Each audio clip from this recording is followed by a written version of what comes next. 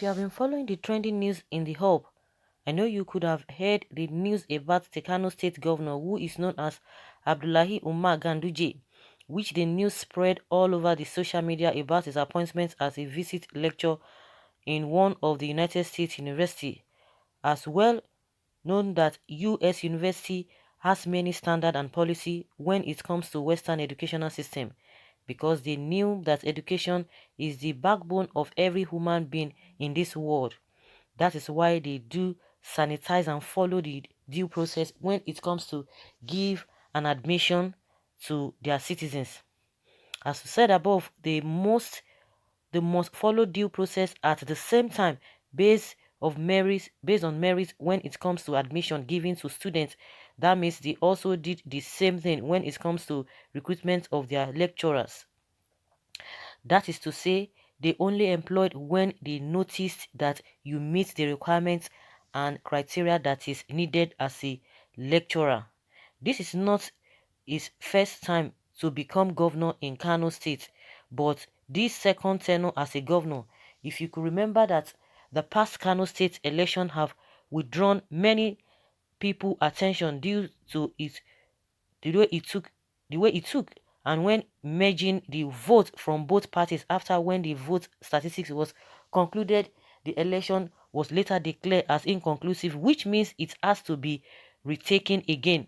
Furthermore, just as the East Carolina University USA denies the appointment of Kano State Governor as a visiting professor in the university, they said the letter he received was unauthorized by their officials. Okay, according to what a Punch newspaper tweeted on their Twitter page, saying that the East Carolina University in the United States has denied appointing the Kano State Governor Abdullahi Ganduje as a visiting professor, saying the letter he received from a member of his faculty was unauthorized by the appropriate officials.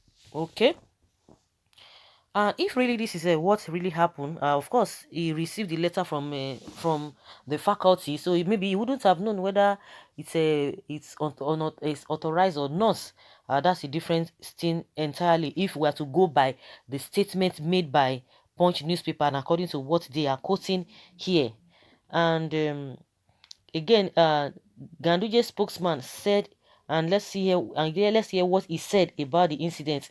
However, the university's interim provost and senior vice chancellor for academic affairs, Dr. Grant Hayes, in a letter to Ganduje dated December 4th, 2020, titled Unavailability of Faculty Appointment, said, "I must inform you that the letter you received from Dr. Victor Mbarika on November 30th, 2020 does not convey an authorized offer of an appointment or establish any position of scholar or professor at East Carolina University."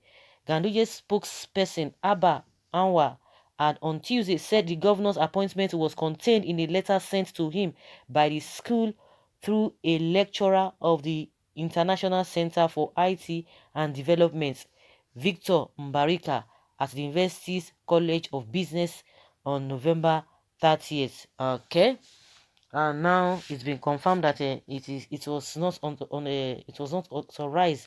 You can imagine that. Definitely, you know that when it comes to Ganduje's matter, people don't even joke with it. They are always interested in his matter because of this Babariga and the dollar video that surfaced some years back.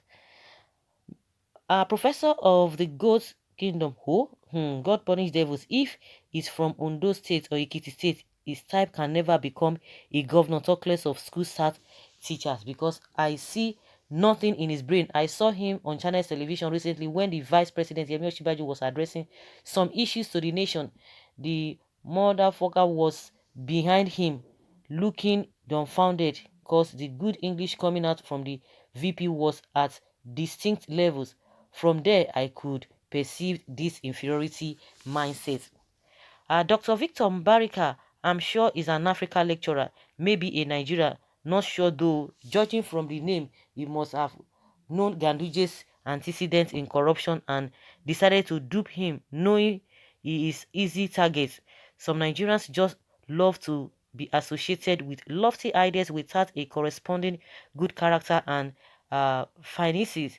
Ganduje is a disaster, and in fact, his doctorate degree has to be revisited because of the type of a person he is.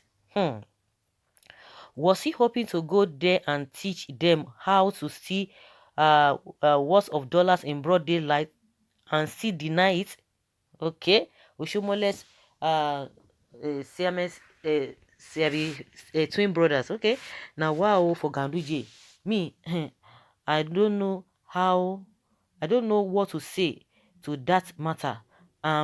Not, I don't want to talk much on Professor Ganduje.